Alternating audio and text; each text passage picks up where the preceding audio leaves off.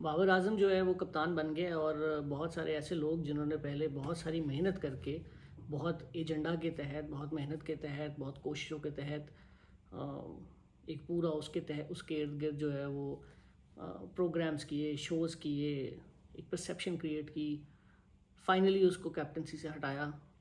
वो सारी मेहनत जो है वो लोगों की ज़ाया हो गई है और अल्लाह ताला ने एक दफ़ा फिर उसको इज़्ज़त दे दी और उसको दोबारा से कैप्टनसी मिल गई है। और पीसीबी चेयरमैन ने ये बहुत अच्छा काम किया है कि उन्होंने वापस जो डिज़र्विंग कैंडिडेट था, जिसके साथ पहले ज़्यादती हुई थी, उसी को वापस कैप्टनसी जो है वो कि उसको नॉमिनेट कर दिया और उसको ऑफ़र किया है कि कैप्टनसी कर ले।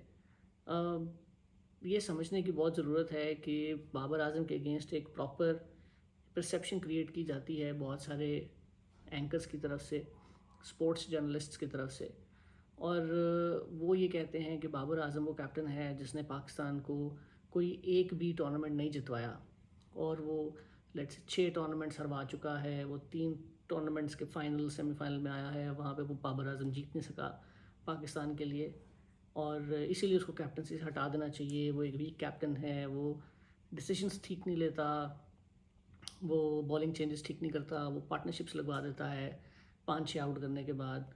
बहुत सारे डिफरेंट फैक्टर्स जो हैं वो कोट किए जाते हैं, लेकिन ये समझने की ज़रूरत है कि other side of the story ये है कि पाकिस्तान इससे पहले तो काफ़ी अरसे से फाइनल्स में भी नहीं पहुंचता था। पाकिस्तान तो नॉकआउट स्टेजेस में ही बाहर चला जाता था।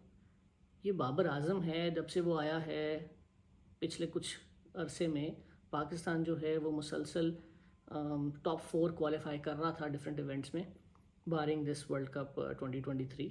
अदर देन दैट तो पाकिस्तान टॉप 4 में आ ही रहा था और फाइनल्स खेल ही रहा था। अब ये अलग बात है कि पाकिस्तान जीत नहीं रहा था। सो अगर पाकिस्तान जीत जाए तो क्या उसको ताउम्र के लिए कैप्टन रख देना चाहिए? फिर ये कंसर्न ख़त्म हो जाएगा कि यार वो ट्रॉफीज नहीं जिताता तो वो बेहतरीन कैप्टन है। देखिए, हर आदमी में कुछ ना कुछ लैप्सेस तो रहेंगे। उसके लिए ज़रूरी नहीं है कि आप उसको हटा दें। उसके लिए ज़रूरी ये है कि वो पिछले इतने अरसे से जो गलतियां कर रहा था, जिसको सब लोग राइटली हाईलाइट भी कर देते थे, उन गलतियों से वो अब सीख चुका होगा होपफुली, और फ्यूचर में वो गलतियां वो नहीं करेगा। और आपको उसको एक स्ट्रॉन्ग वाइस कैप्टन साथ देने की ज़रूरत है, एक स्ट्रॉन्ग मैनेजमेंट साथ देने की ज़रूरत है। अभी वो बना है कैप्टन, साथ ही लोगों ने इन्ना लिल्ला पढ़नी शुरू कर दी है, कुछ ने कहना शुरू कर दिया है, पाकिस्तान ने हारने की तैयारी कर ली है। यार पॉजिटिव साइड्स को देखें। फजूल में हू कार मचा दी है, हिली हिली डाल दी है, ये सब कुछ करने की ज़रूरत नहीं है। वो एक अच्छा प्लेयर है, कॉन्फिडेंट प्लेयर है, बैटिंग अच्छी करता है। पाकिस्तान में सदियों के बाद, सदियां तो चल खैर दहाइयों के बाद एक ऐसा प्लेयर आया है जो बहुत अच्छी क्रिकेट खेलता है। उसके कॉन्फिडेंस पे राइड करें और उसको सही प्लेयर्स दें। केन विलियमसन, विराट कोहली, ये सब बहुत अच्छे प्लेयर्स थे और इन सब लोगों ने भी नहीं जितवाया कुछ।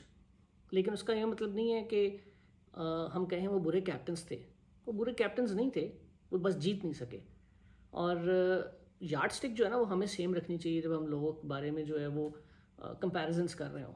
तो एक तरफ हम कहते हैं कि बाबर आजम बुरा कैप्टन है, कुछ जितवाया नहीं है, दूसरी तरफ हम कहते हैं केन विलियमसन अच्छा कैप्टन था। लेकिन जी वो छोटी सी टीम होती थी, कोई मैच विनर्स नहीं होते थे, फिर भी उनको लेकर वो हर दफ़ा टॉप 4 में पहुंच जाते थे किसी ना किसी तरीके से। तो वाह वाह वाह, क्या बात है केन विलियमसन की। यही चीज़ें ज़रा आप पाकिस्तान पे भी अप्लाई कर दें। पाकिस्तानी टीम में मैच विनर्स नहीं है, इस चीज़ को समझने की ज़रूरत है। इसको समझ लें, पाकिस्तानी टीम में मैच विनर्स लाने की ज़रूरत है। ऑस्ट्रेलिया में रिकी पॉन्टिंग या स्टीव वॉ जो हैं वो बड़े अच्छे कैप्टन स्टेटिस्टिकली नज़र आ रहे हैं आपको, लेकिन क्या कभी किसी ने सोचा है कि पॉन्टिंग को बहुत ज़्यादा सोचने की ज़रूरत ही नहीं पड़ती थी मैच के अंदर? उसके पास एक ही टाइम के अंदर मिगरा खेल रहा था, शेन वॉन खेल रहा था, जेसन गिल्स्पी खेल रहा था, फ्लेमिंग खेल रहा था। भाई इन बॉलर्स के होते हुए उसको कुछ ज़्यादा सोचने की ज़रूरत ही नहीं थी। उसके पास बैटिंग लाइनअप के अंदर जो थे वो खुद बैटिंग कर रहा था, मार्क वॉ खेल रहा था, स्टीव वॉ खेल रहा था। मतलब बड़े बड़े प्लेयर उनके साथ ऑलरेडी एसोसिएटेड थे। हेडन खेल रहा था, गिलक्रिस्ट खेल रहा था, ये सारे अपनी अपनी कैपेसिटी में मैच विनर्स थे। तो यार ये तो रिकी पॉन्टिंग की बजाय किसी को भी कैप्टन बना देते तो वो 3 वर्ल्ड कप ना सी तो कम से कम 2 तो जीत ही जाता, क्योंकि प्लेयर्स जिता रहे थे और बहुत ज़्यादा सोचना नहीं पड़ रहा था आपको बहुत ज़्यादा टैक्टिक्स यूज़ करने की ज़रूरत ही नहीं पड़ रही थी। वो जो भी प्लेयर आप लेकर आते थे वो अपने आप में एक मैच विनर था और वो अपना एक इम्पैक्ट लेके आता था ग्राउंड के ऊपर मैच के दौरान। सो आपको इस तरह के प्लेयर्स चाहिए जो पाकिस्तान की टीम में बाबर आजम को आकर सपोर्ट करें। अभी वो आया है, अब वो एक मुख्तलिफ चैलेंजेस का सामना है। इमाद वसीम और बाबर आजम ऑलरेडी एक टफ़ चॉइसेस उसके लिए होंगी हैंडल करने के लिए। यहाँ पर उसको अपनी लीडरशिप दिखानी है, उसको अपना बड़ापन दिखाना है कि ठीक है वो अपने पास्ट को भूले और वो इन लोगों के साथ मिलकर अच्छी इनकी यूटिलाइजेशन लेकर आए टीम के अंदर। इनको कॉन्फिडेंस दे कि इनके जो पास्ट एक्सपीरियंसेस हैं उससे उसका कोई लेना देना नहीं है। मिल के टीम की तरह से खेलें। यार ये प्रोफेशनल लोग हैं, इनको पैसे मिलते हैं, कॉन्ट्रैक्चुअली बाउंड है पाकिस्तान के साथ। एज अ प्रोफेशनल मुझे इससे कोई कंसर्न नहीं होना चाहिए कि मुझे कैप्टनसी दी गई है या नहीं दी गई है। अभी शाहीन शाह अफरीदी के बारे में जो है ना उन्होंने बहुत ज़्यादा सोशल मीडिया के ऊपर बवाल मचाया हुआ है कि वो स्टेटमेंट उसकी थी या उसकी नहीं थी, या वो नाराज़ है या वो कुछ भी है। भाई आप कॉन्ट्रैक्चुअल एम्प्लॉयज़ हैं पीसीबी के, पाकिस्तान को रिप्रेजेंट करते हैं क्योंकि आपके पास टैलेंट है, आप सिलेक्ट होकर आए हैं।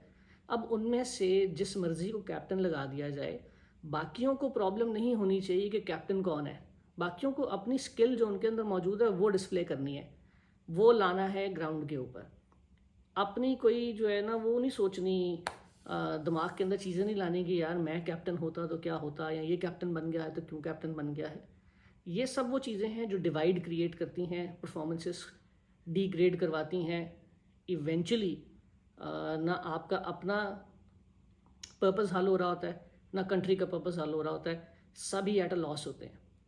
सो मेरा ख्याल है सब तमाम टीम मेंबर्स को जेलन होकर खेलने की ज़रूरत है, बाबर को सपोर्ट करने की ज़रूरत है।